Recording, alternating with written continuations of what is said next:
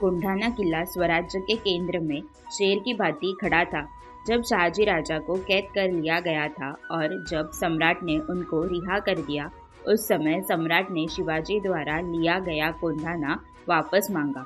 अपने पिता को बचाने के लिए शिवाजी राजा को कोंढाना छोड़ना पड़ा। उन्हें बहुत दुख हुआ। फत्ते खान की सवारी से शिवाजी महाराज के सभी सवंगड़ों में बड़ा आत्मविश्वास पैदा हो गया था। सभी को विश्वास हो गया था कि स्वराज्य का निर्माण हमारे ही हाथ से होने वाला है। खान जैसे सशस्त्र शाही नेता को हराना आसान बात नहीं थी, लेकिन ये महाराज के मुट्ठी भर सेना ने कर दिखाया था। महाराज की राजधानी का स्थान अब बन चुका था। उन्होंने राजधानी बहुत अच्छी चुनी थी, किला राजगढ़। जीजाबाई आई साहब को भी ये किला बहुत पसंद आया था और वास्तव में राजगढ़ किले जैसा किला तो राजगढ़ ही था। किले का सर आसमान की ओर झुका हुआ था। किले के मस्तक पर दीवारें करवटें लेती हुई इस प्रकार बैठी थी जैसे भगवान शंकर की जटा में सर्प बैठा हो। किले में 3 मीनारें, एक बहुत ऊंचा बेला किला, 2 महल, 4 सदर कचेरियाँ, 3 जिले, 1 नगर खाना, तोप खाना, पत्थरे की मिल आदि 18 कारखाने थे। प्रबंधकों, प्रमुखों और नौकरों के लिए घर और कई कुछ था। महाराज ने राजगढ़ का किला इतनी असाधारण कठिनाइयों से बनाया था कि शत्रु को किले पर चढ़कर जाना असंभव। पुणे के पास दक्षिण पूर्व में कोंडवे नामक एक गांव था। वहां महाराज ने बांध बनवाकर लोगों को पानी देने की योजना बनाई। खुदाई शुरू हो गई।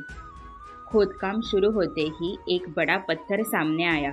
जब तक रक्षकों द्वारा विशाल पत्थर को नहीं तोड़ दिया जाता, तब तक अगला कार्य करना असंभव था। महाराज ने ये अत्यंत कठिन काम येसाजी पाटिल नामक एक मराठा को सौंप दिया। वापस आने तक इस विशाल पत्थर को तोड़ दो, ऐसा हुक्म देकर महाराज कोंढवा से चल गए। कुछ दिन बाद दूसरी तरफ का काम खत्म करके शिवाजी महाराज कोंढवा वापस आए। येसाजी पाटिल ने महाराज के आने तक ये बड़ा सा पत्थर तोड़ दिया था और हटा दिया था। महाराज येसबा का ये कार्य देखकर अत्यंत प्रसन्न हुए कि इतनी बड़ी चट्टान टूट गई और बाधा दूर हो गई थी। जब उन्होंने येसबा को शाबाशी देते हुए इनाम के तौर पर नकद राशि देनी शुरू की, तो येसबा ने महाराज से कहा, मुझे पैसे नहीं चाहिए। अगर मुझे कुछ देना ही है तो मुझे अनाज वाली जमीन दे दो। पैसे खर्च होंगे। महाराज प्रसन्न हुए और येसबा को जमीन से पुरस्कृत किया। येसबा के भाई को पहले शाही अधिकारियों ने मार डाला था। आज महाराज येसबा की पीठ थपथपा रहे थे और गर्व से अच्छी भूमि येसबा को बख्शिश के स्वरूप में दे रहे थे। आज़ादी और बंधन, महाराज और सुल्तान, इनमें यही अंतर था। महाराज ने अपनी प्रजा को अपनी तलवारें तेज करने का आदेश यूं ही नहीं दिया था। वे हथियारों के साथ साथ समृद्ध कृषि के लिए भी प्रयत्न करते थे। जिस तरह उन्होंने कोंढवाया के पास एक बांध बनाया, उसी तरह उन्होंने शिवपुर में बागवानी के किले शिवपुरा के पास भी एक बांध बनाया। उन्होंने पंत दादाजी कोंडदेव द्वारा निर्धारित धारा वसूली, तगाई और सरकारी सहायता की प्रणाली को जारी रखा। महाराज ने प्रजा को आम, इमली, नींबू, अनार और अन्य उपयोगी पेड़ लगाने के लिए प्रोत्साहित किया। सरकार किसानों को ऐसे पेड़ लगाने के लिए जमीन दे रही थी। उन्होंने नियम बनाया था कि लगाए गए पेड़ों की उपज का 1/3 हिस्सा राजसी गौरव के रूप में सरकार को दिया जाएगा। इन प्रयासों से ही महाराष्ट्र का स्वराज्य समृद्ध हो रहा था। महाराज ने गोरक्षा और गोपालन पर भी बहुत ध्यान दिया था। वे खुद को गोरक्षक कहते थे। बिना किसी कानून या आदेश से गोहत्या बंद हो गई थी। अब इस छोटे स्वराज्य में लोग खुशी से रहने लगे थे। बादशाही राज्य में कोई भी सरकारी थानेदार लोगों को लूटता और मारता पीटता था, लेकिन अब स्वराज्य में ये सब बंद हो चुका था। सभी को उचित न्याय मिल रहा था।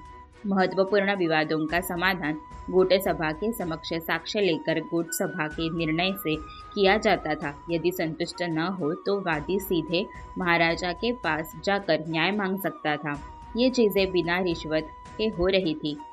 चोरियाँ, डकैतियाँ, हत्याएं, झगड़े आदि गुंडागर्दी पर पूरी तरह से अंकुश लगा दिया गया था। सभी को ये एहसास होने लगा था कि यही हमारा राज्य है, अर्थात स्वराज्य है। लोग कहने लगे थे यह ईश्वर का राज्य है, लेकिन असली कठिनाइयाँ आगे थी। महाराज और उनके साथी कोई भी कठिनाई के लिए तैयार थे। वो बहुत उत्सुक थे और इसी समय एक व्यक्ति महाराज के साथ स्थायी रूप से जुड़ गया, कान्होजी नाई जेधे देशमुख।